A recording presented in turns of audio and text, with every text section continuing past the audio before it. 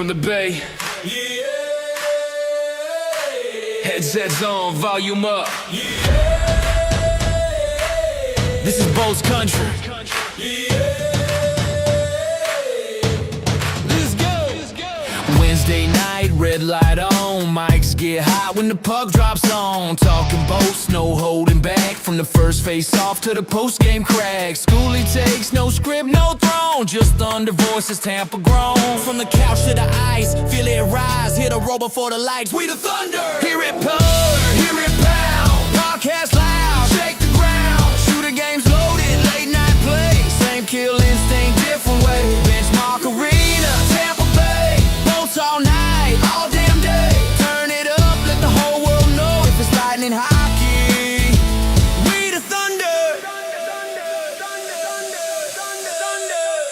Late night lobbies, headset scream. Chasing winds on a glowing screen. Then it's back to the eyes, blue line tie. Cooch with the vision, point takes flight. Vassy stone cold, crease on lock. Thunder rolls every time we talk. From power plays to playoff runs. Same damn city, same damn drum. Say it loud if you bleed blue. We the thunder. Hear it pound from the podcast mics to the downtown sound. Benchmark arena, feel that sway. Tampa Bay all damn day.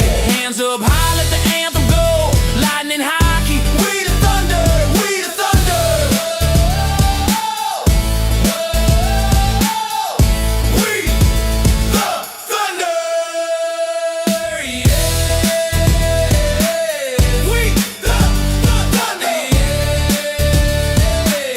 We the thunder. Yeah. We the thunder. Yeah. Welcome to We. Wow, that's a nice. Let me try that again. Welcome to We. The Thunder. My name is Rob. My friends call me Shooter. Wow, that's a nice shooter. Let me have a look at it. Gotta get these buttons straight. If we're gonna use them tonight. And then we've got. Will you look at this guy? Look at this guy. Look at him. He looks like he's all ready to go to the Stadium Series after the show tonight. He looks like he's ready to go. We got an announcement, and he's like, "Let me put on my hat. Let me put on my jersey. Hey, walk on down." This is from Sonia. Where am I pointing at? This is made for me by Sonia, who's going to be back in the building singing the national anthem at the very next home game. So she sent me this, and so I wanted to rock with it because I had to put on the jersey too. You look ready to go. Meanwhile, I'm still rocking a Sergachev shirt that Sarah made for us when we were making cereal boxes back in the day. Boy, we've come a long way. We had a heck of a watch party last night. We'll talk about that tonight. We'll talk about 11 straight wins. We still haven't lost a game. It's been, do you know what happened December 18th last year? Was that the last time we lost? That's the last time we lost a game. Before Christmas. I don't even remember that long ago. But we got a guest here for the next 30 minutes, and we want to get to him, get his take on the season. Not a first timer here on the show. And I've got a new shooter game to debut. So we're going to do a little Schooley head-to-head with our guests. Let's bring him on with a thunderclap. Evan Klosky. I want a couple of them buttons. Give me a couple. As long as you can work them. I've the last couple weeks I've been screwing up my buttons. But you know what? Everybody loves a good sound effect. So hey man, it's good to see you. It's good to have you back. Obviously, we've been in a good mood all year, going back to December 18th. And yeah, what a run this team is on. We got together last night with a bunch of other Lightning fans over in Clearwater, Largo area and watched the Lightning win their 11th straight game, tying a franchise record, which they can best on Friday night. Evan, how did we get here? What do you think of the team this year? Does it feel different to you this year? Yeah, I mean, this team is great. Like, even when so ignoring the first 7 games, where in hindsight, looking back, that definitely seemed like a team that maybe didn't prepare stamina wise the necessary ways in training camp. I think they eased into the season, and I think John alluded to that a little bit, saying, "Yeah, we didn't play a lot of our guys." I think that probably was part of it, but those first 7 games, they didn't play great hockey. Even when they lost that stretch of 7 of 9, they were playing really good hockey. Just 3 of those games were against the Islanders, and Sorokin, for just would not give them anything. And there were other games in there, but like all the analytical stuff in those 9 games, I think they were the worst team. Like in 2 of them, like they were still playing their great brand of hockey. And you hear it from John now. It's just you know, it's kind of being balanced out because they're sticking with their game and they're getting a little bit of puck luck falling their way. Whereas in those couple of losing streaks, they were on the outside looking in. So, you talk about last night. Um, that was a game where it was really a coin flip affair. They're coming off a second end of a back to back. Was not their best effort, but they found a way and they made it happen. And The an injury to Point in the first game. So no injury Point in that to second game, too. the second game you talk about, Sorelli was out for pretty much the entire third period because of the fight that he got in, which obviously everyone's a fan of, and that's what you got to do to stick up for a guy like Brandon Hagel, especially. But just they're going back to the vibes. Like last year, I thought this was a really good hockey team that ran into the Stanley Cup champion in the first round again, and that was a pretty good series, and it didn't fall their way. The year prior, I did not think that was a very good hockey team. I thought it was a playoff caliber team, but I did not. Leaving that season, I was like, this was not a team that was going to make a run. This year is a team that can win it all, and it starts with the incredible depth. They are a defense first unit. When you think back to those Stanley Cup caliber teams, this is what they used to do: 2 goals or less, and we have the offensive firepower to light it up if we have to. So we don't even know what JBB is going to do come the deadline. But even without that, like, this team is deep, and you have the goalie. Like, ignoring the 11-game winning streak before that, I was feeling very good about this team, and they've only confirmed that in the year 2026 at this point. It Yeah, certainly feels different this year than it has in the last couple years. This is a different team than we've had. Schooley, I on the cut you way off. home last night from our watch party, I was thinking, I think we have the perfect match of veterans and then rookies or younger guys. I think it's perfect that you have enough veterans in that locker room and that help those younger guys, but you also have those younger guys that have the hunger to get where those veterans have been, and they want to do good for this Tampa Bay Lightning organization. You hear how this is a first class organization. Players want to come and play here, and they love the fans and everything else. So, unless you're Rashad White and talking about Bucks fans, but other than that, you I think it's the perfect amount of mismatch when you go back and look at the other years that we've made the playoffs, made a deep run and stuff like that.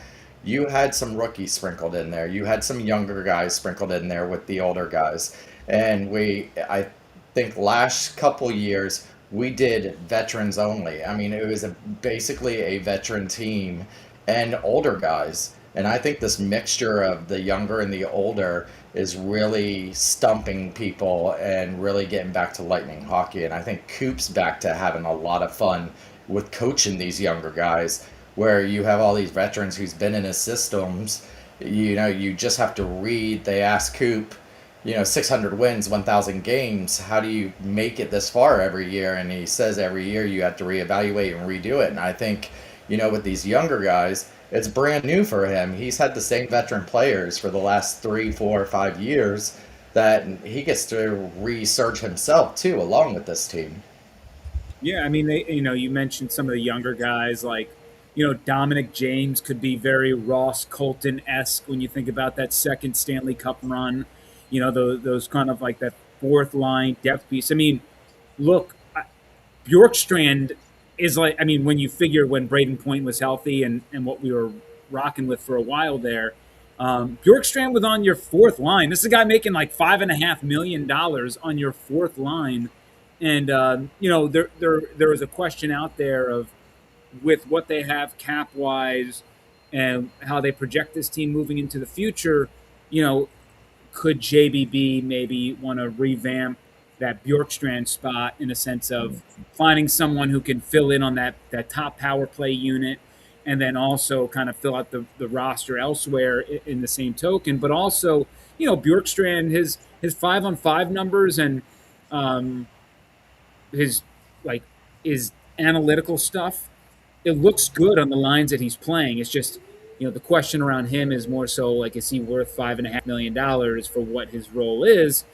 But at the same point, like, he's still contributing. And Nick Paul is down there in the bottom six, and they're kind of out of that salary cap hell to where they've been able to shuffle more people in and out, and we've seen that all year long. Even guys that don't necessarily play in the lineup, they're being brought to town with the team for a day, shuffled back to Syracuse. There's a good like back and forth here, and there's still people there in Syracuse who I'm a firm believer in. Geeky is there, Peltier is there, Curtis Douglas. When you need a little bit of an enforcer, he'll be brought back. There's a lot of talent with Syracuse still. And this team keeps humming along, and that's on top of the Croziers and the Charles-Edouard Destues that you brought in. And, I mean, JBB pushed a lot of good buttons in this offseason. And there was Pontus Holmberg, right? That was a great addition, the backpack, as they call him. So there's a lot of really good button pushing that JBB has made this offseason. And what he does at the deadline will determine if he can really make this team stand out. And that's kind of what he's done in the past. When you think about bringing in Savard when he did for that second cup run for a first-round pick, the Blake Colemans, the Barclay Goodrows, right? Like, typically when the Bolts make those big trades, they're making them for depth pieces. They're not swinging home runs. They're willing to spend draft capital on people to fill out their roster.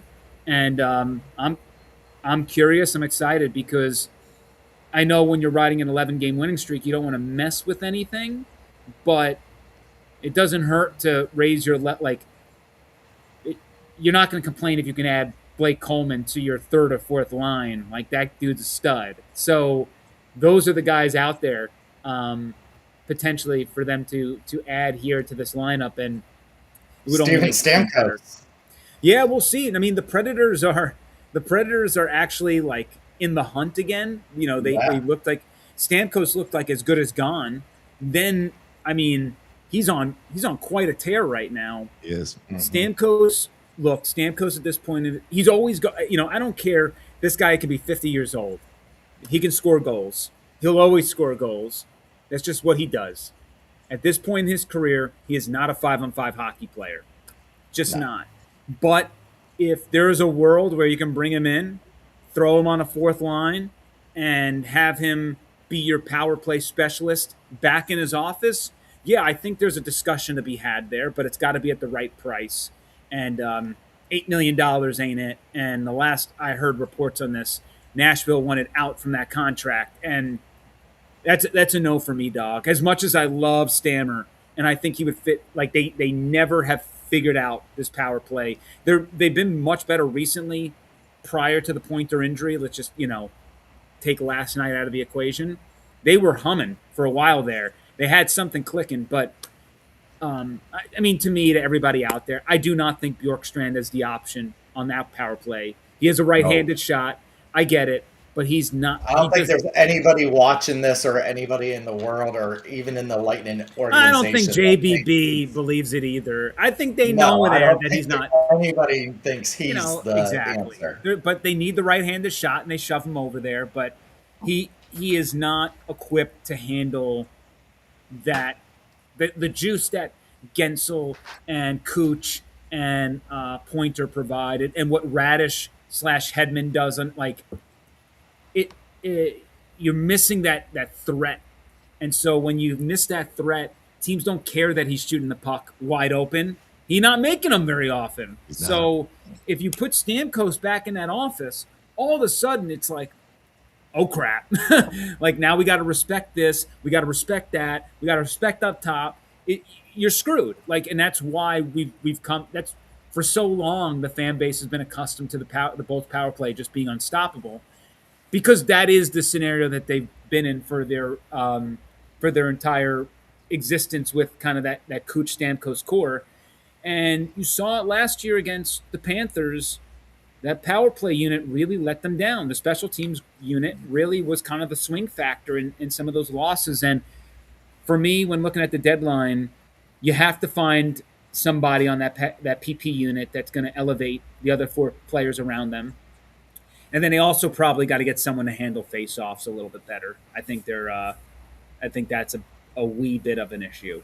It's been a bit of a problem, and it'll be interesting to see now that JBB does have some pieces that he can move. You've got a guy like Bjorkstrand that you could potentially move, offload some salary, bring somebody in.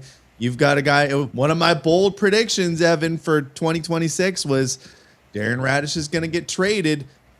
Maybe at the trade deadline. I was thinking more if he is about to hit free agency, trading his rights. But if they need to pull the trigger, maybe that is included in a package to sweeten the deal, because he's going to be a coveted free agent if we don't extend him. Now, the question is, and this kind of relates to that, is, what do you do when Hedman, McDonough come back? There's not enough space on the roster. And by the way, everyone that is tuning in, if you don't know Evan, he is the sports director for Tampa Bay 10 News. So you can check him out on your TV, but he's an awesome follow on Twitter. So we'll make sure we post his Twitter account on there too, or X, as the kids call it. He's a great follow. But what? All right, Evan, you are John Cooper. You've coached 1,000+ games. You're 600 dubs in. What do? You can't scratch McDonough and Hedman when they come back healthy. No. Well, here's the thing. You can't forget Lilleberg either. Yeah, and I mean, Lilleberg is more the enforcer type, so that's where the Lilleberg conversation gets in there. But otherwise, right now, Lilleberg's on the outside looking in when he comes back, like in my opinion. But he was playing good when he got hurt. He stopped taking those stupid penalties. At the beginning of the season, I would have said bench his ass. He stopped taking those stupid penalties and started doing pretty good. You work him in. I mean, here are the debates that you have to have.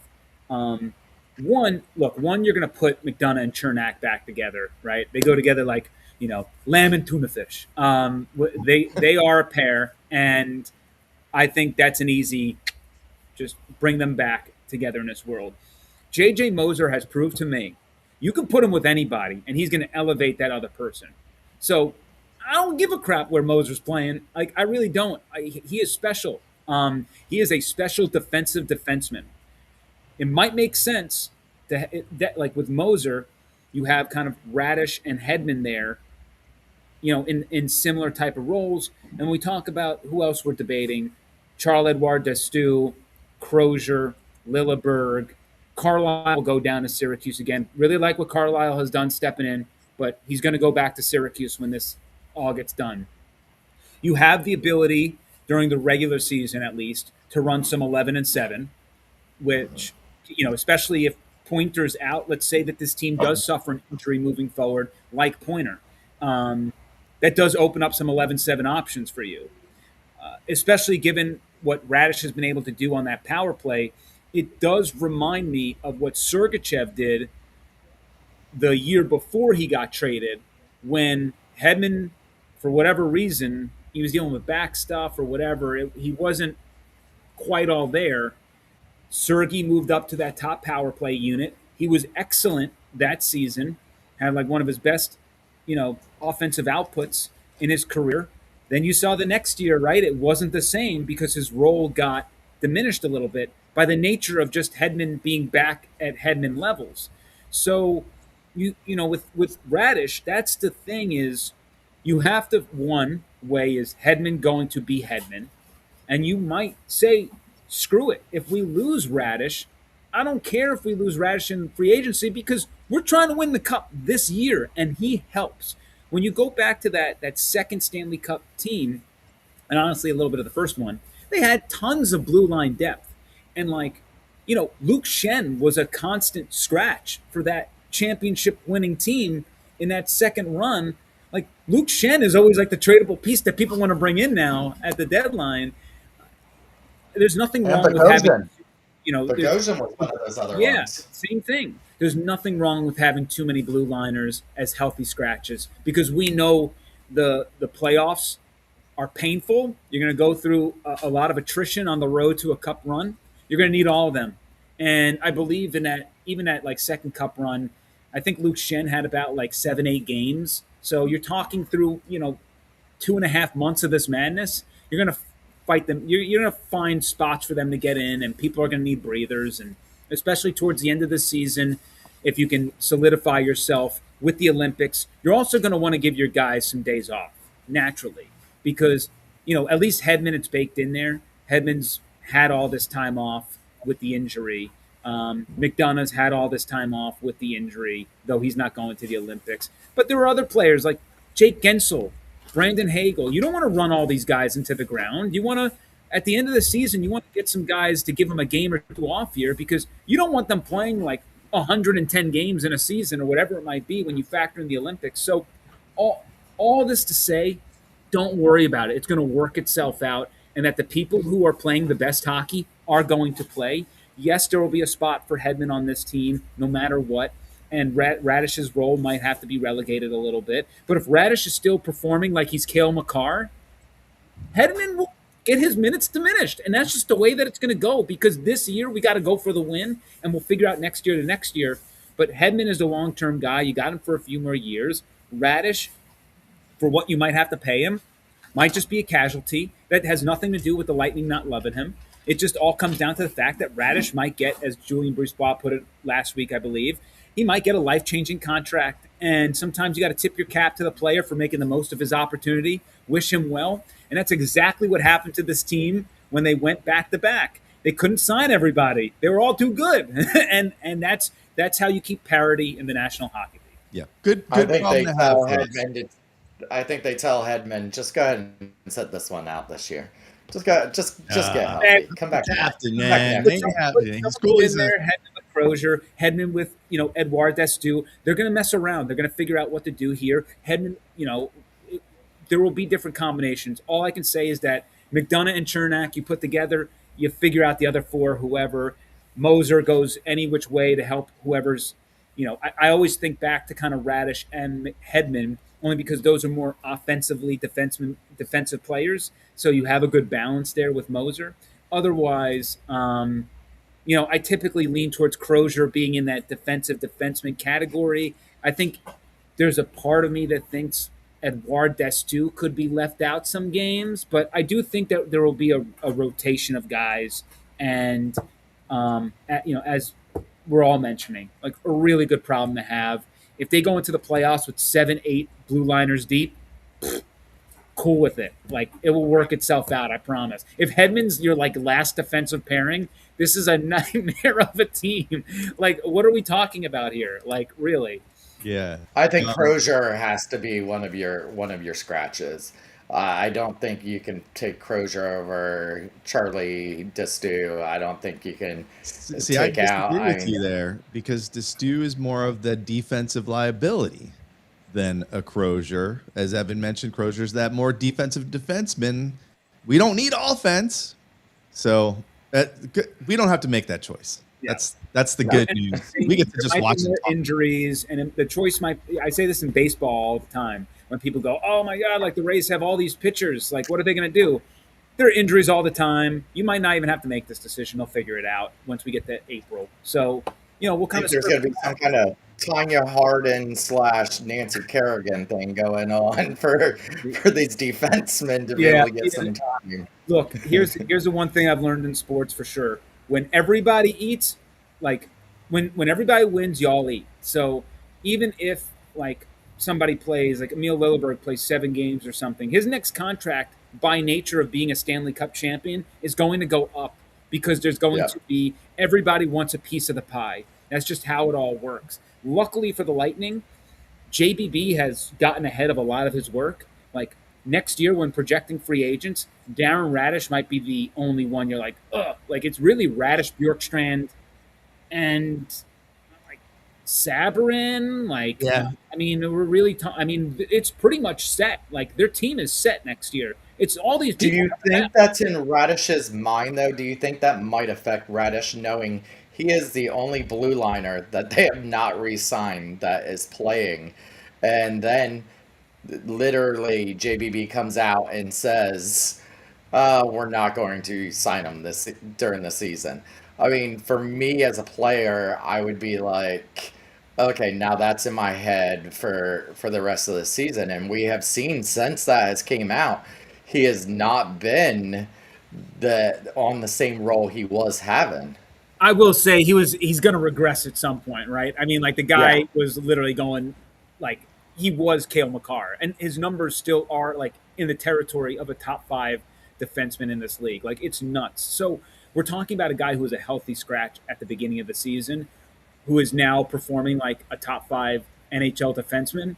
You're probably going to see some things even out over time. Like all these shots that he just, like, think about the San Jose game. A lot of those shots that were just blistering past the goalie. Like he's taking those shots still. They're just not going in anymore. Like he's not going to hit the clip that he's been hitting, but he's just, by nature of the power play, doing better, by nature of just his position on this team, acquiring the Hedman role while he's gone, his production has soared because he's, the position that he's been put in is one to succeed. So I don't know if Radish is thinking about all this too much. Hopefully Radish doesn't kind of like clam up thinking like, oh my God, like I have a life-changing contract coming up, right? Like if I keep performing well, I'm looking at a deal that's going to be 5, 6, 7 million per year. When I was a healthy scratch at the beginning of the year, I was a healthy scratch last year in the playoffs. This is a guy who is, 100 plus games in the NHL. Like he's been a role player to a borderline replacement player for most of his career. And now he's becoming like you build your blue line around a type at 30 something years old, 30 years old, 29. I forget what he is. He might be 28, 29, 30 in that range.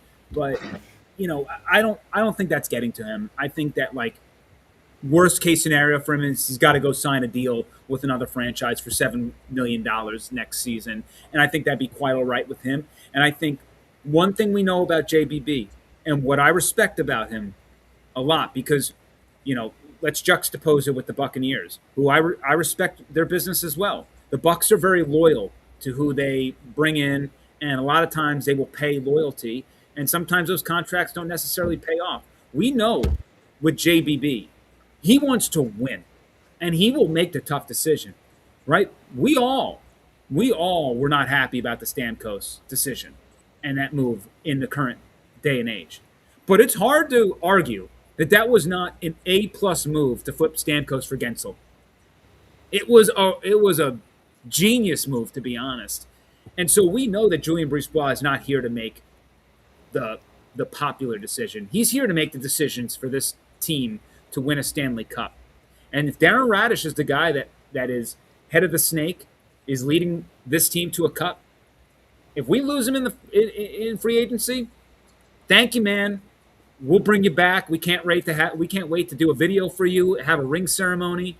But in JBB we trust. Exactly. Like he's not here ever. Like he knows the window is open, and it's actually been probably elongated a little bit by what they've done this year. But he knows I'm not here to worry about next year. I'm not here to flip Darren Radish so that I get more for, future teams and I get picks and prospects and we can start like rolling this thing over. that's not how he operates. If Darren Radish helps this team win right now, he's staying here. We'll worry about that in the offseason. Exactly.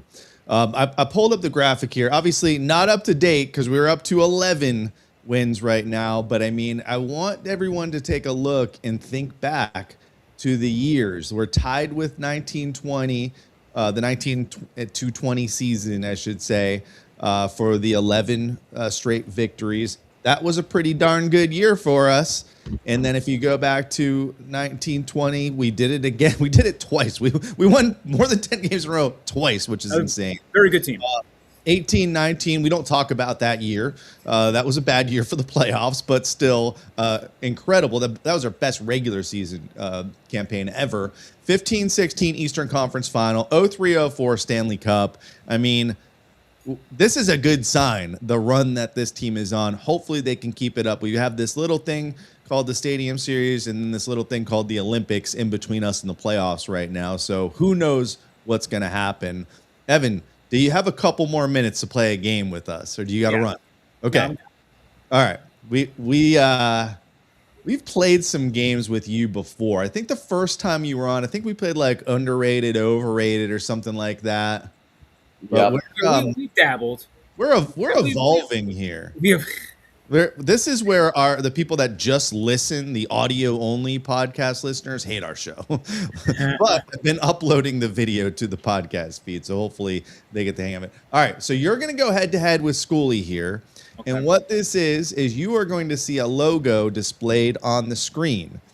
It's an NHL logo. It's a current primary logo, unless I say it's not. It's blacked out.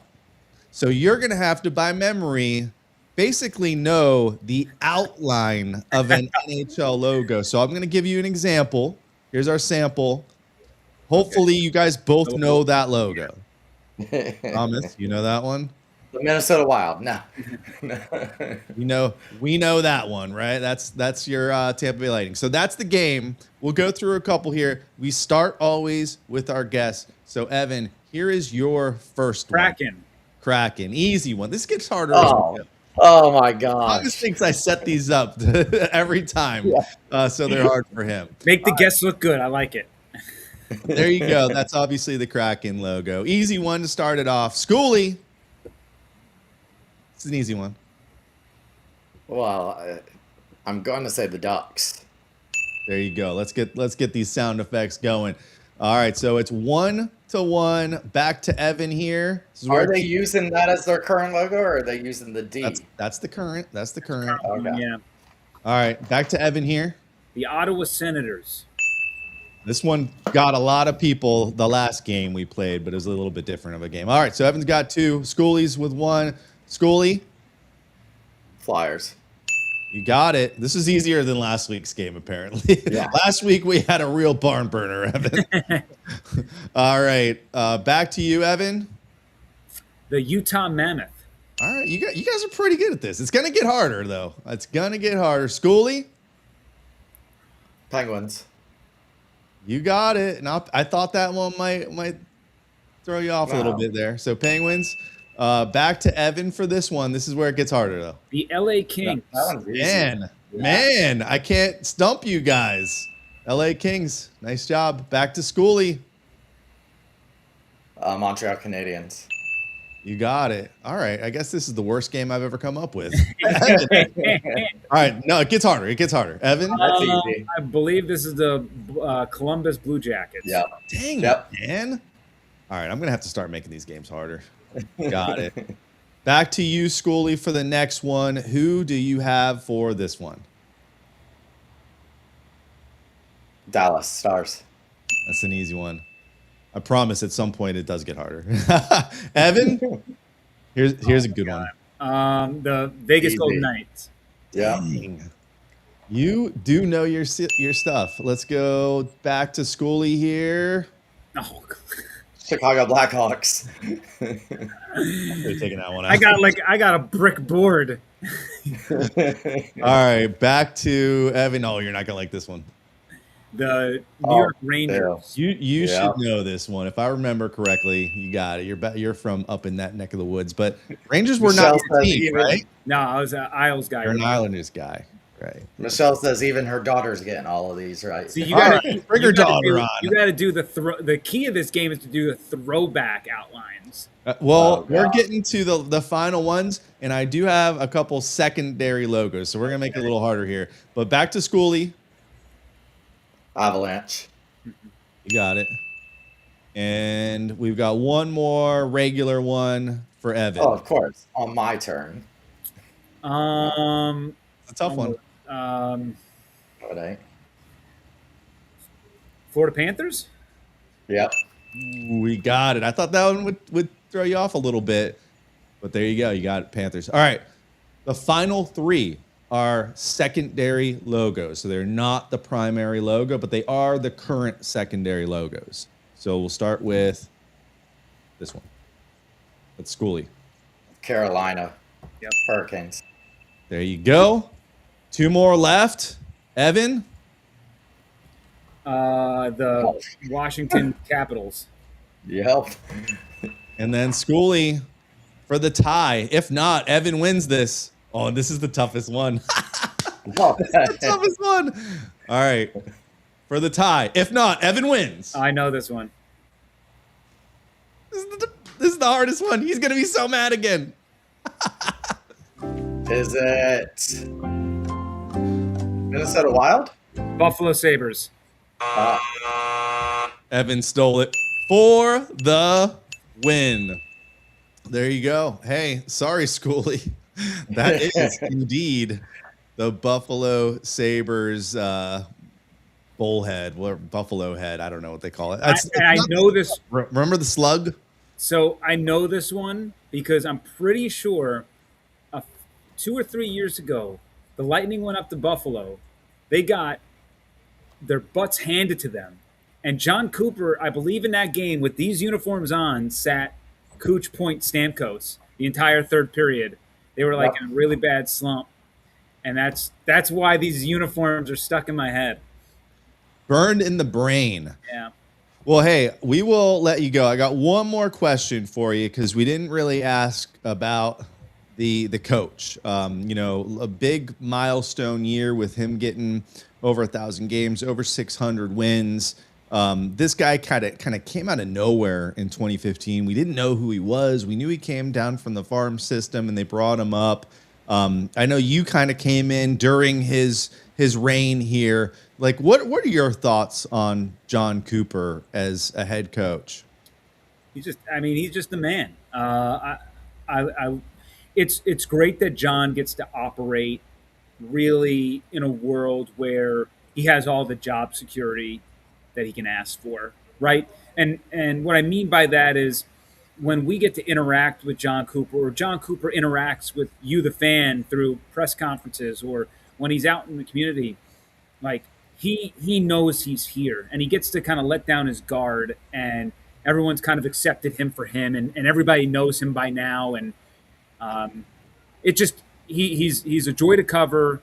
He always gets the best out of his guys. He's typically always trying to find the next big thing with how to structurally play. Doesn't mean that it always works out. He's gone through a ton of lows. He's had some tremendous highs, and it's been really fun to watch Coop get his flowers this year, because that man has been behind the bench for all the ceremonies we see before the game. Think back to all the 1,000 games that have been played by the players, or 500 goals, or whatever it might be. And he sat there and he's watched these kids all grow up a little bit, and Coop is hitting a lot of milestones this year, and it's crazy to think about. He's only like 139 wins away from Al Arbor and that 740 mark that he set with the Islanders of wins with one franchise. Like, theoretically speaking, if he hangs around for 4 years, that should be his. And Right. 40 years at his age, what takes him to just 60? I mean, he's still very young for this industry, for that role. I don't know if John's going to want to do this forever, but he has always kind of balked at the notion of retirement. My guess is when this team eventually has to rebuild, which one day will happen, because Nikita Kucherov can't play forever. Braden Point can't play forever. All these guys. Vasilevsky. Vassy, yeah. I mean, there's going to be a time where the kids that he grew up with in this team, they all go away, and there's going to be like that new corner that's turned, and you'll have like probably Hagel and Sorelli still hang out here with a couple of others, but I think probably around there he might call it good and move into a front office role. But I just think he's the best coach in the National Hockey League. I don't think it's debatable. I really hope that he wins to Jack Adams this year, because it's ridiculous a guy with his resume doesn't have it. I think it's ridiculous a guy with Jared Bednar's resume doesn't have it. And those are two of the best coaches in the National Hockey League year in, year out. And the war just always seems to go to the, like this year, we love Marty, but like Martin St. Louis is turning around the Canadiens, they're having a great year. Those are typically the guys who win it, of like, they were bad, now they're good. It's like, well, why can't we just reward the really good, given their circumstances of, especially with John with all these injuries. But I'll leave you with like this last tidbit, and it's my favorite one that I found this year so far. But he has 601 wins. The 601 are tied with all the other coaches in Lightning history. So his 601 versus the other 8. And if you look, there actually have been 602 wins before John Cooper became head coach. And somebody asked, like, why is there a discrepancy? Why is it 601 versus 601, but there's 602 wins before Cooper? Well, if you remember, John Cooper got hired.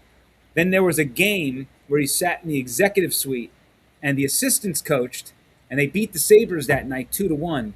The next game, he was behind the bench. That was his first ever victory. But there's one win out there that just kind of floats in thin air, not attributed to anyone, because he wasn't behind the bench for that game. He was in a suite. So that's well, this year he sat out one also. But I don't remember if they won. I think they did win it. He missed one game. There was the rumors that it was COVID. Yeah, he's only missed 2 games in his career. One was that COVID game in Vegas, I believe, and the other was one this year for a personal matter. And I do believe those games are still attributed to his ledger, even if he's not, because he's actually still the coach, the head coach, versus in that scenario where he was never behind the bench before. So even though he was named the head coach, he didn't actually step into that role until he did so that Friday night, I believe, against the Devils in that shootout win. That's good. I By the didn't way, know that. I know Michelle said this, but Geeky is a healthy scratch tonight for the Syracuse Crunch. So he might be meeting them in St. Louis, maybe. That would make a lot of sense. They didn't have time to really make a move on a second end of a back-to-back. We know Pointer's going to land on the IR. Hopefully he's back before the Olympics. But Geeky makes a lot of sense with the role that he plays up there. He has the scoring potential. He probably is going to nestle into a line where he's got a couple of great dudes around him. He's also been playing a lot on the power play. And so you figure shifting him into that role maybe, or, even if you boost something like what they did last night and you move him into the second power play unit. Regardless, I expect him, if he does come up, to be involved. But Julian talked about that last week of Geeky and just putting the puck on his stick more in Syracuse. Him having a really bigger role there and feeling that role. And in doing so, it gets him more prepared for moments like this, if it's coming up. That it was a little bit of my thought of, would it be Geeky? Would it be Peltier? Would it be one of those types? But if it's an extended absence, maybe they're going to say, hey, Geeks, here's your opportunity. Let's see what you got. Yeah, I hope so. I know a lot of fans hope so, but I think the good thing is it's almost like any one of those guys that they call up, they come up here, they step in that role, they know exactly what to do, and they haven't missed a beat. So it looks like we're kind of turning the corner towards the end of this season after we get some of this stuff done in between. And promise me one thing, come back before the playoffs. so we can talk some more and see what happens. For everyone out there, make sure you go follow Evan, like I said, on X, Twitter, whatever we're calling it these days. Awesome follow. Bucks coverage, Rays coverage, of course, Bolts coverage on Tampa Bay 10. Hey, man, it's always a blast to have you. We're lucky to have you here in Tampa. So thank you again. Do we get Mike McDaniel as the OC coach? And not yet. He is interviewing on Friday. Friday. Do you think we get him? Do you think Well, we get him? I will. What's I your will thoughts? say. I will say this: where there's smoke, there's fire. Jeff Darlington of ESPN is really good friends with Mike McDaniel. They go back to college together. I think they were at school together. I don't know if they're in the same class, but I mean, they know each other very well. Jeff Darlington, the day or two after McDaniel was relieved of his duties, he said he's going to take some interviews and expect him, like the Buccaneers, to have a shot at him. Interesting that he would signal the Buccaneers super early in that process after texting with McDaniel. Then you talk to, or then you see kind of the interview come up. Jeremy Fowler of ESPN, who's very tapped into the Bucs, says, this is an intriguing option. I've been in this game long enough to kind of understand when it feels like people who are tapped in, who are tapped in, are saying things without saying things. So I'm not saying that they're going to get McDaniel, but I definitely think there's a lot of smoke here. Will they? Aaron Carter from the Backstreet Boys was the first one to break it. He was the first one to post that. If he broke this, I will give him credit because he will be the first one on record. But he's taken a lot of interviews, a lot of head coaching interviews. I think that it's not crazy to think about Mike McDaniel being the future offensive coordinator for the Tampa Bay Buccaneers. And if that were to happen, A+ higher. But for you guys, thank you so much. I always appreciate coming in, having fun with you guys. Certainly beating Schooley in a game that just is a cherry on top. So, and just hit me up before the playoffs. We'll figure it out. And, you know how to get in touch with me. Right on, man. Hey, thanks again. We'll be in touch. Maybe we'll run into you at the Stadium Series. I will definitely be around for the Stadium Series. I can promise you that. Leading up all the day, the practice stuff, them putting up the rink, and I will definitely be around. So for anybody out there, if you go into the Stadium Series game, you'll certainly probably see me somewhere. I don't know where they're going to have people, but I'm very excited for that, as I'm sure all of us are. All right, well, go get the scoop on this tent that they're building over there. Isn't like Monster Jam happening or something this weekend? Like they got to build this ice. Go get the scoop on that, man. We need to know how they're going to do this. Yeah, they'll be prepared. They'll have it up and running. And if you get to the game early enough, probably they're going to take down the whole thing like 6 hours beforehand, so you probably won't see it. But the media will be let in, I'm sure, a little bit earlier, and we'll probably be able to get some of the images. But what they're doing is pretty fantastic. I'm excited. Yeah. Awesome. Well, hey, man, thanks again. Everyone, make sure you go follow him. Awesome follow, and we'll have him back on here before the playoffs. Thank you so much, Evan, and go Bolts. Have a good one, guys. All right. Thanks, what a pro. I'm not kidding. Awesome. I love following him. I'm always kind of scrolling through X, and I see some interesting things from time to time. And usually when I stop that Your scroll, camera's showing offline to me. it's how dare you turn my camera off? You need to call Frontier. You need to call Spectrum and tell them. Hold on, let me get the right sound effect. What is going on? Tell them. Cheryl said Monster Jam's at the end of February. Okay. Well, thank you, Cheryl. You dummy. And by the way, we got to talk about it because Cheryl was there. Cheryl knows. What was your review of the watch party? I heard the best part was the live shooter games. Live shooter games was people want more. I got letters. Did your wife tell you that? I got letters in the mail today.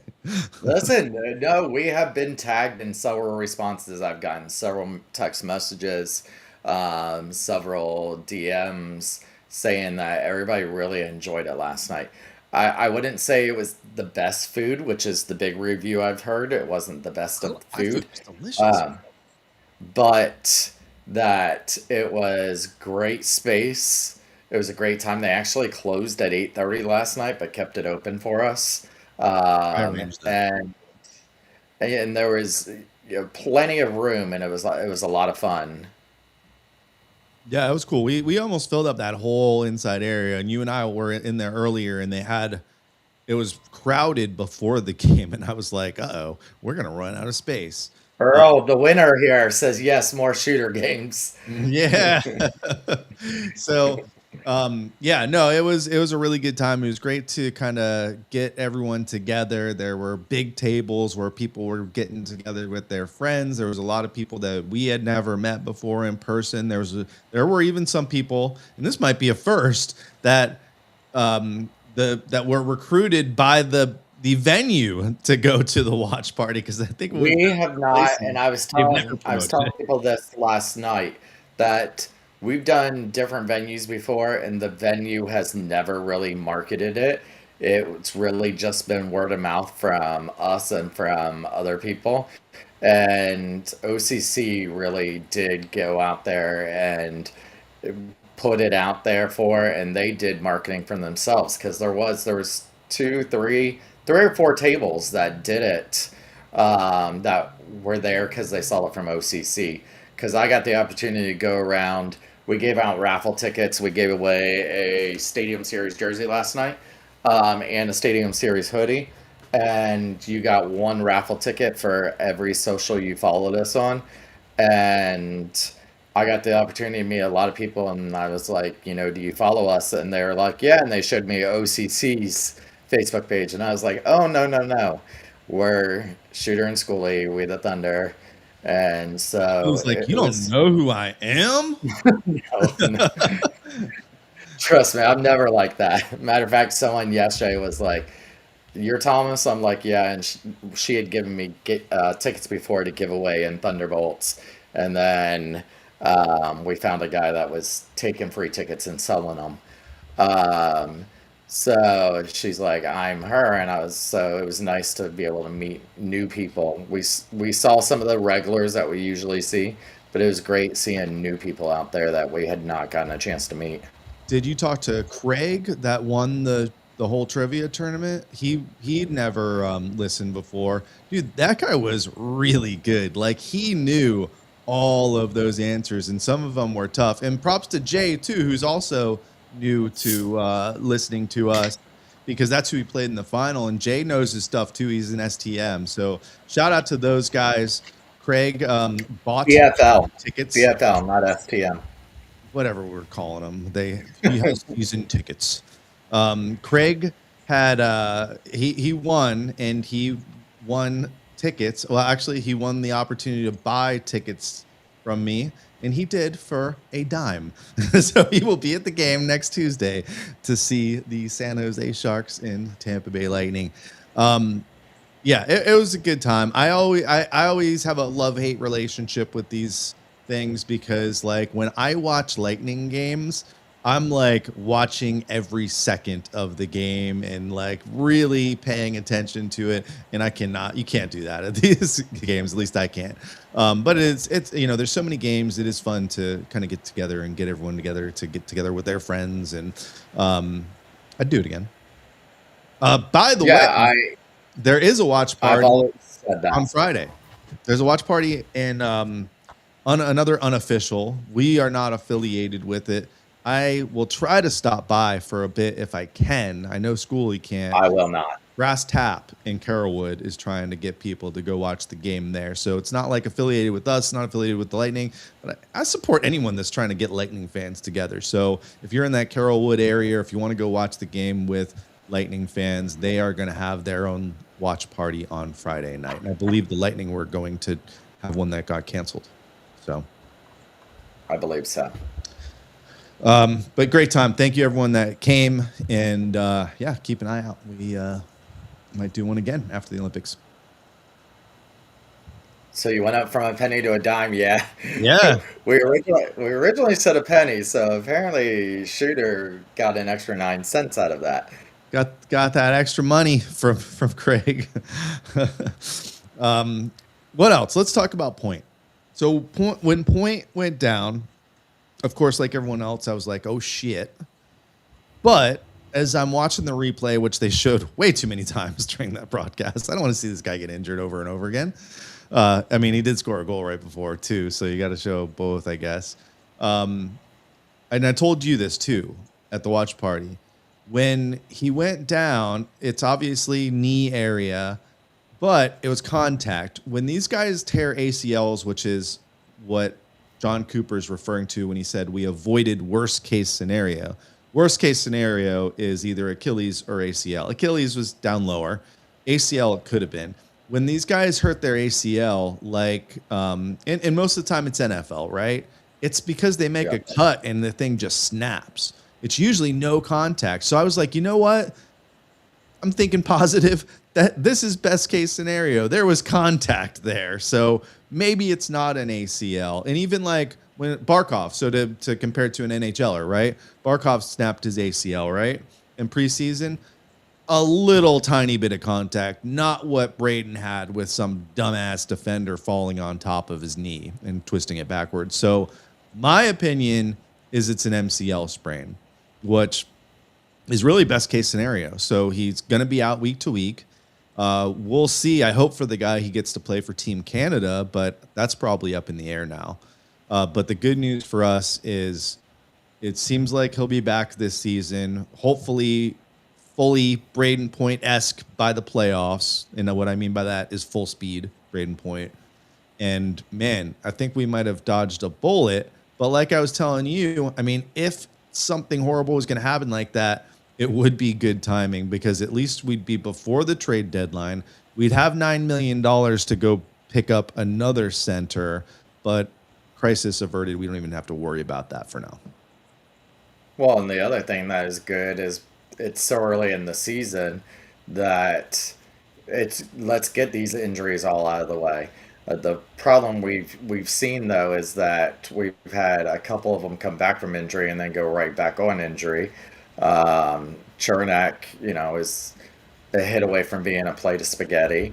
And so, we can't rush these guys back. I get it. Like, I know Point wants to play in the Olympics for Team Canada, but we can't rush it. And with Cooper being the coach, I think he won't allow him to rush it. Yeah, that's a good point. You would imagine he's got in the back of his mind the best interests of his Lightning players for his main gig, which is the job of coaching the Tampa Bay Lightning. Do you want me to spill the beans? And if you were at the watch party last night, you knew this because I was chatting with her during the watch party. But should I spill the beans on who our guest is next week? We've been on a roll with guests. Do you have a time? Do you have a time? I don't have a time yet. Why? Good, because don't forget me and her. The block party is next Wednesday. Wednesday. Well, it looks like you're so out. It's got to be after. It's got to be after the block party. Or it's no Schooley. It'll be Shooter and Julie. So Julie Stewart Binks is who has been filling in for Gabby Shirley. By the way, Gabby Shirley had a baby today. Yeah. So that's why she's been out. And Julie is the blonde woman that has been filling in for her. She's been doing a great job. And we've been tweeting at her. So she agreed to jump on with us next week. I'll have to ask what time is good, hopefully a little bit later than this show. But I think it'll be good to have her on, and we can kind of get to know her a little bit. Should I put a game together for her? No. Maybe, yeah, we're doing it. I won't do head-to-head. I won't make you look like a fool again because you know nothing about this team. Clearly, Evan's an Islanders fan, and he schooled you. I mean, it wasn't. We'll talk afterwards why we should not do that. Oh, now it just got weird. But yeah, that's going to be the guest next week. So I think it'll be cool to chat with her, see what she's all about, because she will be subbing in here, I'm assuming, for the rest of the season or maybe to the playoffs. I don't know how all that works with babies and stuff. Not that you've had two of them yourself. Well, my children are so old. We didn't have this thing called paternity leave. Like now, a lot of these jobs are like, yeah, we give the father off for a year. And I'm like, where was this in 2007? I got screwed. I'm that generation that got screwed, Schooley, okay? Don't let me go into like it. 6 weeks or something, probably. Well, I'm very happy for her family. Michelle said she thinks Gabby said she'll be back for the playoffs. That's what I was thinking. She ain't gonna miss the playoffs. That baby's gonna be a heck of a sideline reporter someday, though. I think it was a girl. I'm not sure. I didn't see the sex of it. Little Gabby Jr. Dr. Stephanie is with me on the MCL sprain. Is that what you think it was? It's got to be, right? Well, then Earl up there said the way the leg twisted, I thought it was both all and Achilles. Look at the way his ankle twists, too. But then they would have already said he's out, and they'd already be shopping for another center. Well, we did hear Evan say that he's going to go on the IR, which is something they haven't said yet. But that helps so you can bring players up and down. Right. He's going to be out for weeks. Either way. Girl said yes, it was a girl. Dodged, Maybe it was a girl. Dodged a bullet because he was really starting to heat up. It seemed like he was scoring every night during this streak. So really, we are lucky that, look at this hat. Sonia Bryson Kirksey made that hat, huh? She sure did. She crocheted this for me and sent me it and was like, I'm sending you something. And I was like, you don't have to. And she said, no, I'm sending you it. And then I got it in the mail the other day. And it is very comfortable. You do. Did you remind her that you have a co-host that had his head? And then it says made by Sony up there. And just a reminder, she will be back on the 20th, our first game back from this road trip, singing the national anthem. So Sonia will be back in the building for at least that game. Do you know if what was I going to say? Oh, did you know that? And I forget her name, so I can't remember everyone's name that we meet. But one of the women that were at the watch party last night was the lady that did the Sonia skeleton outside her house. Remember that? Yes. She was the person that did that was at the watch party. Oh, wow. Yeah, I was like, that's awesome. Because we showed Sonia that when she was on the show. Yep. And we actually have a clip of that, which is funny because I posted it at Sonia earlier this week because she was commenting on some stuff. So that was really cool. So sorry I forgot your name, but I'm horrible with names. Yes, yes. What else? I like it. I love it. Oh, God. I want some more of it. We got a intermission performance from Tim McGraw. First intermission, they announced today Tim McGraw is going to be the performer at the Stadium Series. During the first intermission, they have not released any other things. But yes, Tim McGraw will be the first intermission, which is kind of weird because I really thought that would have done better in the Nashville one. Don't get me wrong, I love Tim McGraw. When Tim McGraw was last in concert here, 7 of the Bolts were at his concert. So it is definitely well liked in the clubhouse with the Bolts. But it is every time Nashville scores, that is their song. I like it. I love it. I want some more of it. But he is a huge Tampa person. His father passed away here at Morton Plant Hospital in Clearwater, same one Hulk Hogan passed away at. They have a lot of ties to the Tampa Bay area. His dad was a baseball player, Tug McGraw. Big story with that. You can read all about it. It's really good and interesting. But he will be singing that. Stephanie, they have not confirmed anybody yet, and I heard they were still trying to sign people. Now, will they do another concert during the second intermission? Oh, it was Amy. Amy was the one that did the skeleton. Oh, there you go. Hey, Amy. Yeah, we love that. We love your decorations. For the national game, they did someone every intermission. They did someone before the game, the national anthem. And then we did hear from Greg Wolf when we had him on last week, that he did say that there will be some other bands out on the plaza playing. I'm gonna go. I'm waking up and going down there. Like, that's my plan. I'm gonna be down at this out and around the stadium all day. Yeah, me too. Yeah. So We'll be the ones getting arrested by 1 o'clock for being panhandlers and drunk and peeing our pants, and we will be. just me. Podcast. Did either one of us drink alcohol at our own party last night? No, but I will be on that. Well, I might still be Pissing your pants drunk from Gasparilla. I might still be drunk from Gasparilla. I will be slowly pacing myself because I'm actually not going to have a drop of alcohol until that day. And that might be a lie. You might see me with a beer at the game, at the Lightning game before that, because I got a friend coming into town for Gasparilla. You know what I'm trying to do? So we got a guest next week, and then the following week, Casey Hudson's supposed to come on. So she used to cover the Bolts, and she covers the Bruins now.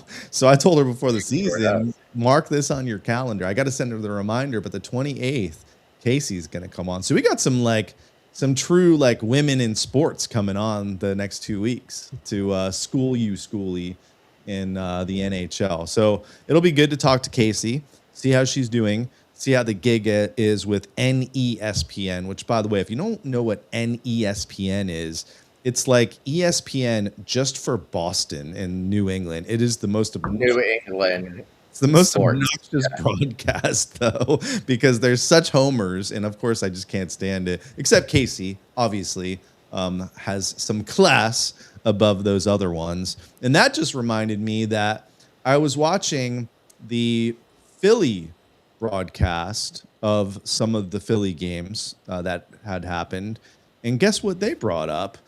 John Cooper never winning the Coach of the Year, the Jack Adams. And the guy said I should look up his name and give him a shout out. One of their broadcasters said, that is a award that the broadcasters vote for, and he has my vote. So kudos for the Philly broadcaster for, saying that to his own fans, basically. I'm not voting. Yeah, there was a comment in here earlier that Cooper deserves the Jack Adams and the NHL hates us. You got to remember, a lot of these awards after season are not the NHL voting for it. They are writers. They are journalists. They are those kind of votes. So it is the journalists that are not voting for Coop. It's not the NHL itself. Hold on, Thomas. Debbie just got here and her phone's not working, so we got to start over. Call Evan. Well, Stephanie came in earlier and said, I forgot you guys were on, and she just came on, so we got to start all over. Get Evan back on. You guys know you can just go back to the beginning after we're done. The other person that I did not realize followed us until recently, who I'm going to try. Actually, should I make a video plea right now and send it to him?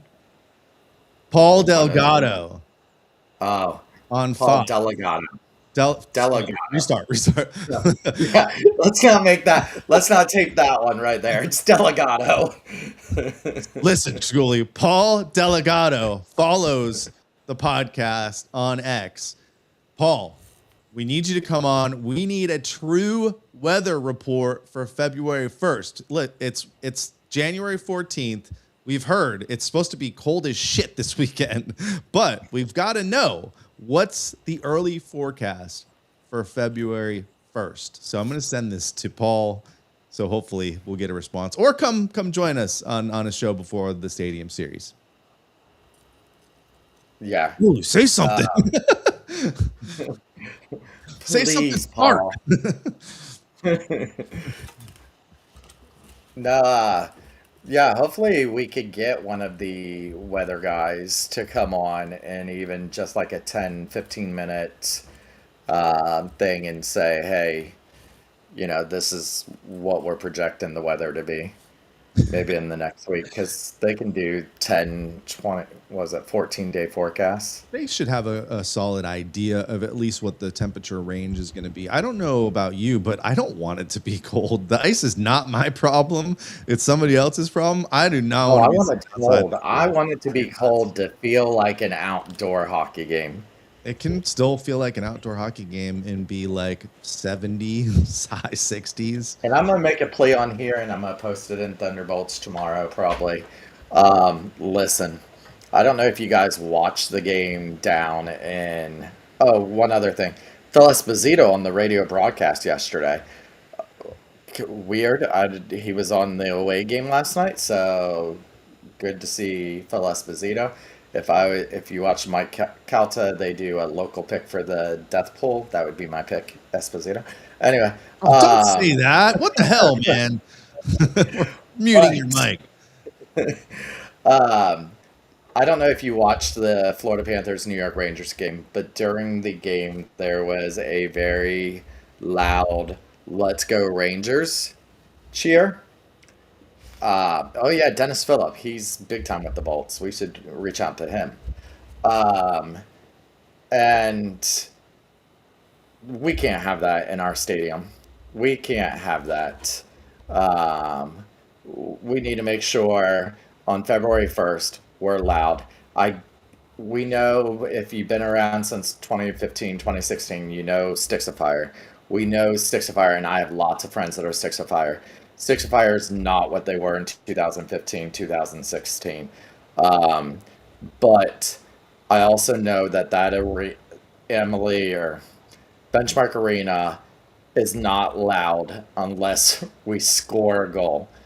We need to be loud the whole time February 1st. And I'm going to make this plea everywhere. We need to drown out the Bruins fans. We need to be loud. We're going to be on national TV. It's going to be the first time it's ever been here in Tampa. We need to make sure they bring this back to Tampa sometime. I mean, I don't know how you're going to do that. You have twice as many people that can possibly be at this game compared to the Classic, because that was a baseball stadium versus a football stadium. And listen, I just am okay with it being that the place where we live, and I guess it's a whole Florida thing, half the people are not from here. I'm not from here. I grew up watching the Washington Capitals. Now, I'm not one of these dummies, which is like, I've lived here 30 years, but I'm still loyal to my Bruins. Wait, that's the wrong accent. But, I mean, if you've lived here a certain time, I mean, come on. Like, really? You're still, you moved here when you were 8 years old and you're still a diehard Rangers fan? These people are going to be there, Thomas. I know. We have but to we got to drown them out. All right, well. We did it in Nashville. I don't know how you're going to do that. I know Sticks of Fire is going to be there. I know their section will be loud, but you're right. Everybody needs to pump up the voices, and it's going to be tough. It's not going to be like a normal game. I think a big part of it is winning the game, because the Rangers pretty much dominated that game down south. That changed the whole tone of it. In fact, the Rangers saluted the crowd after the game, which I thought was hilarious. But I mean, that's just Tampa. That's just Florida. Is nobody's from here. You're the only one that was born here and raised here. I wasn't born here. Oh, geez. I was born in New Jersey.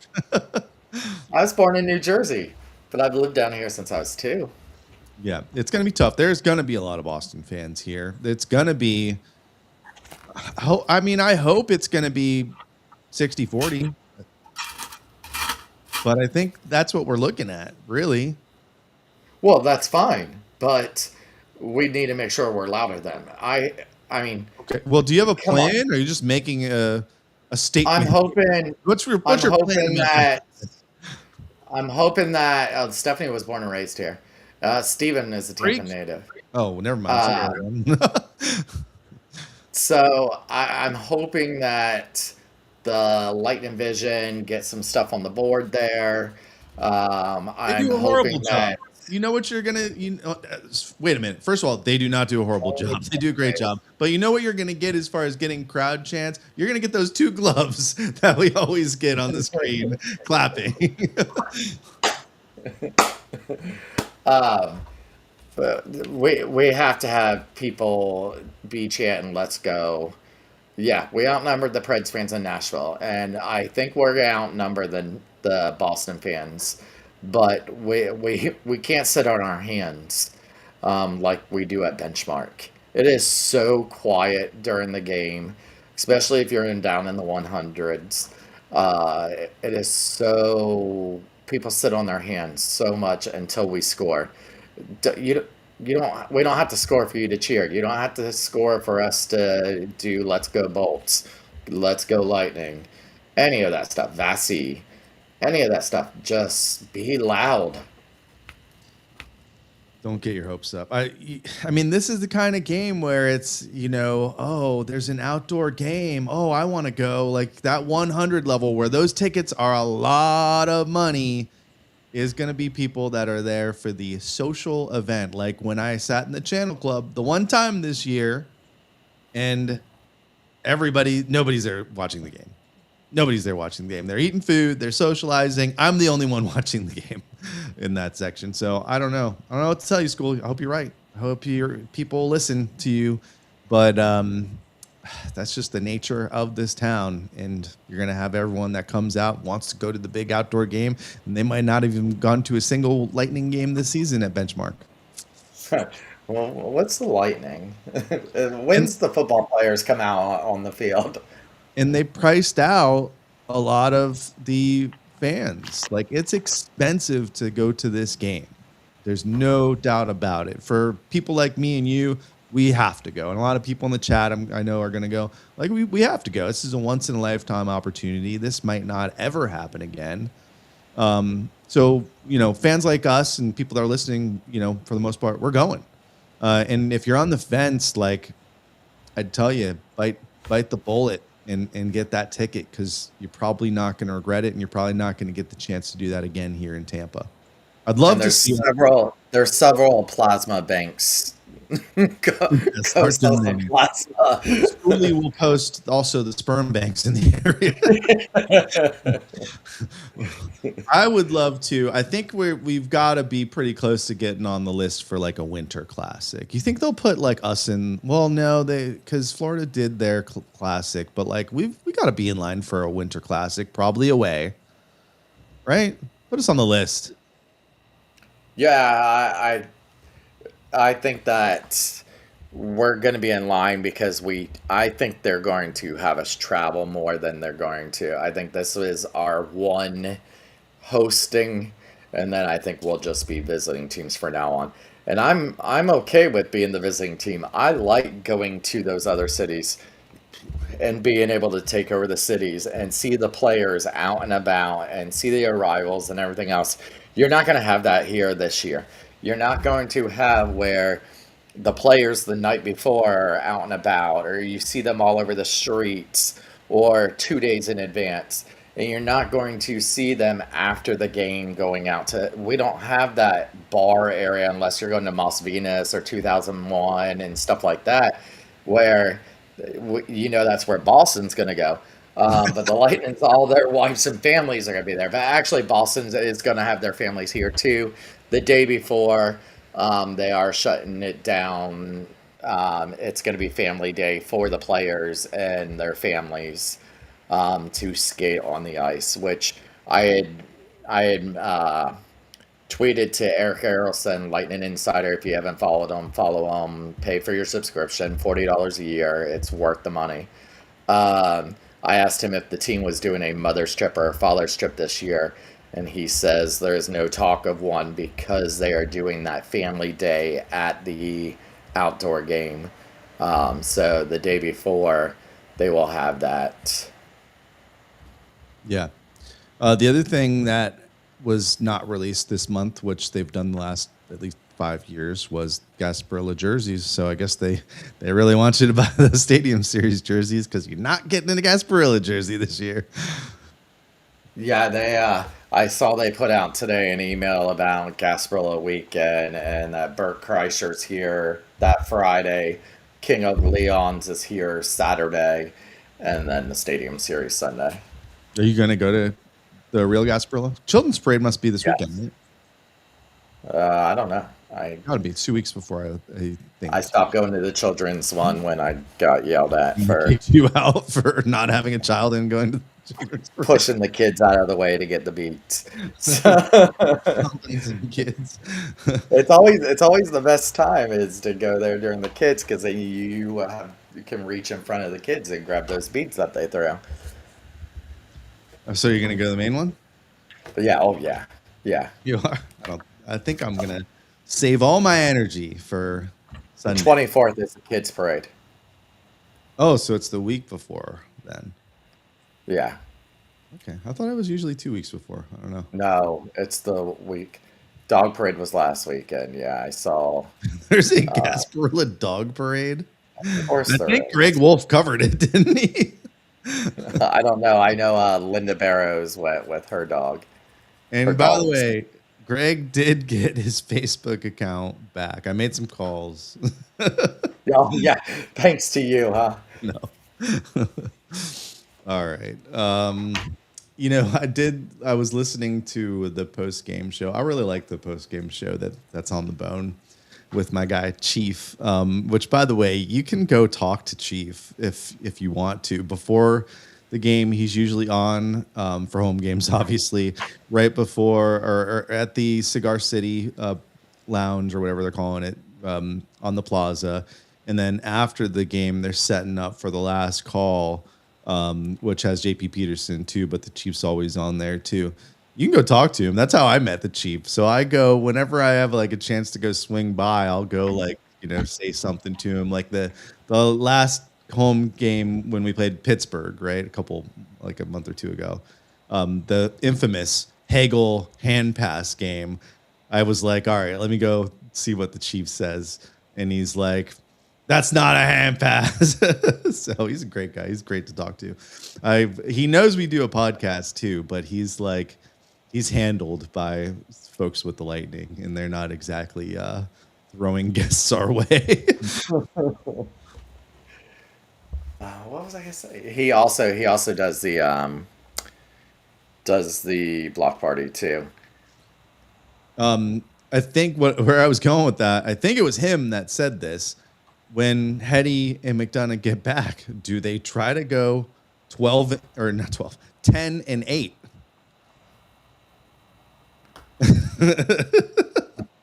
Four sets of defensemen and just keep Cooch out there rolling with live.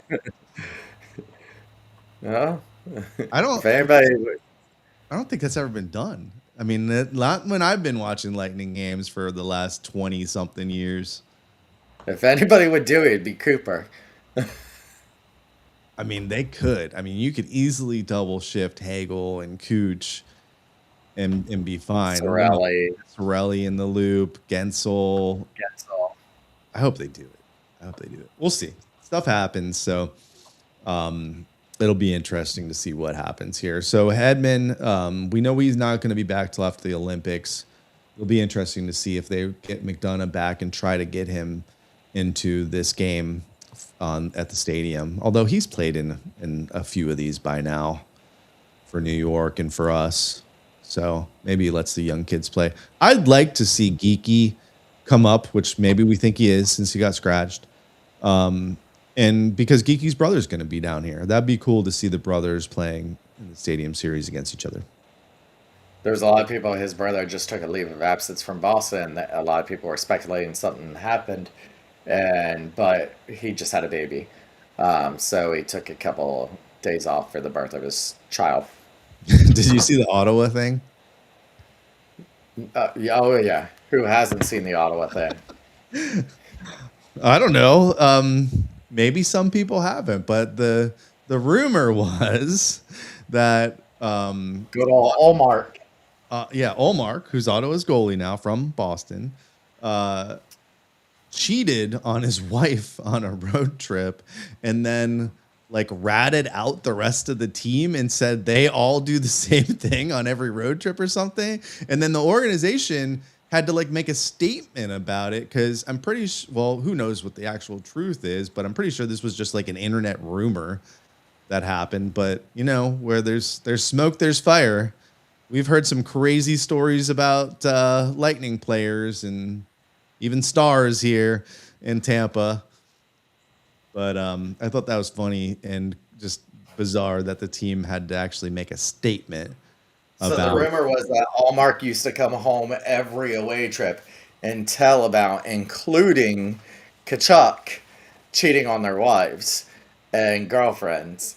And then she caught Allmark cheating, and therefore she called all the wives and girlfriends of once he had ratted out and informed them. And then you saw a couple of games where Kachuk was scratched and everything, and then the team put Allmark on the not able to perform list, and this was the reason, this is the reason. It wouldn't have grown as big as it did had the GM not came out and made a statement. But for some reason, he felt he had to make a statement. And once that statement came out, then, of course, they started interviewing players on the team. And Kachuk was like, it's a total fucking lie. It's okay to boo us, but to start attacking our families, that's not right. And then I saw a report yesterday. Yeah, I agree too. And then I saw a report yesterday that Allmark was back in the building. So we'll see.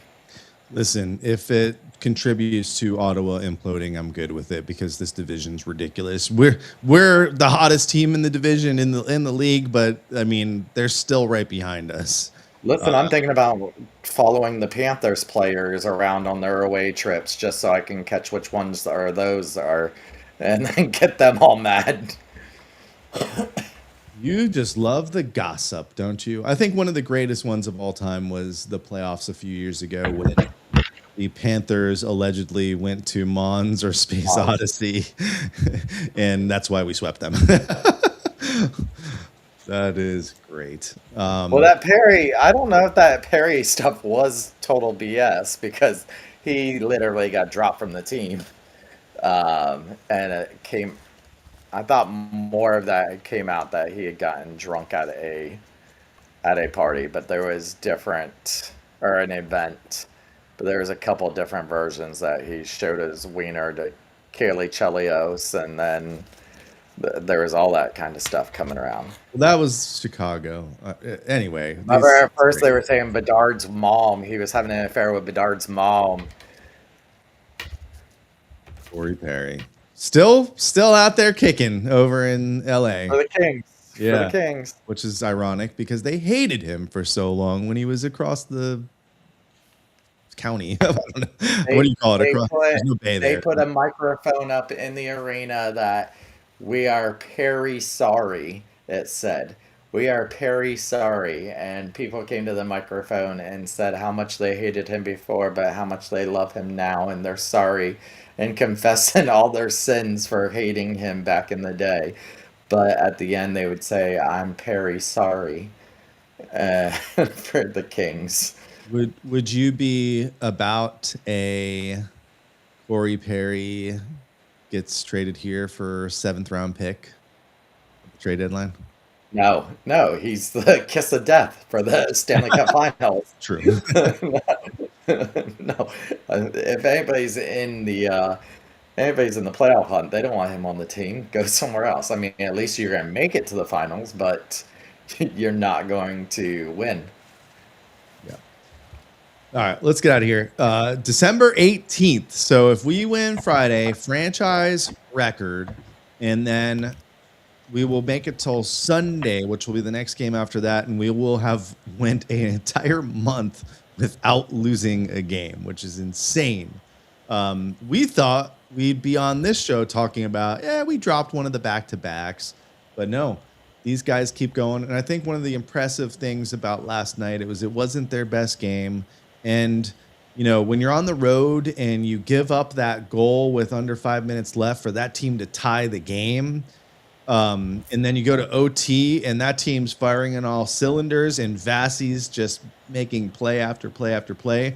Like, that was a game that you are supposed to lose the way that went down. And for them to pull out that win was pretty impressive last night. So hopefully they can keep it going. St. Louis beat Carolina the other night, 3-0, pretty convincing fashion. So we'll see. 12 in a row sounds good. I'm all for a franchise record. Do you want to talk about what will be given away soon? No. we got a nice Fanatics Stadium Series jersey and Stadium Series jersey hoodie. So it is basic. Actually, I have it. Hold on. Let me grab it.